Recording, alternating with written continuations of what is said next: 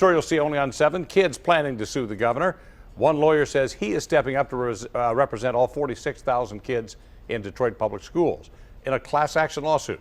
7 Action News reporter Kim Russell has an exclusive interview with the retired lawyer behind this suit. A retired lawyer says he's going back to work.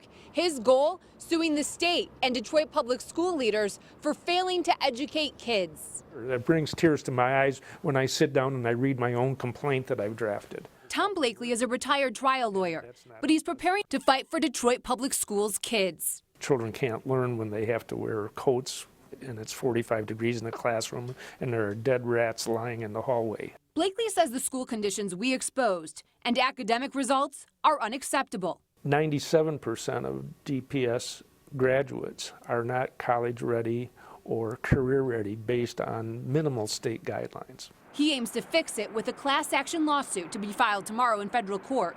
It accuses the governor and others of violating the civil rights of kids who have a right under the Michigan Constitution to a, quote, adequate education. And they're getting the short end of the stick. Simple as that.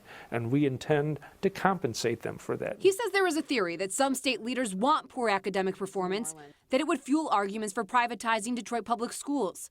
Some say legislation proposed by House Republicans that would allow uncertified teachers only in Detroit is evidence of the alleged behind-the-scenes plan. It's led by the charter school people who don't want certified teachers, who don't want trained teachers because they don't have to pay them as much money. Plus, the suit says the governor is responsible for taking away local control, forcing the district under the absolute power of emergency manager after emergency manager.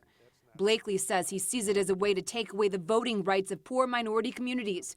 He says people have talked about the impact in Flint. Now it's time to talk about Detroit. I would characterize what has happened with the Detroit public schools as the Flint water crisis in steroids. As for what the governor's office and the school district have to say, they don't comment on pending litigation. In Detroit, Kim Russell, 7 Action News.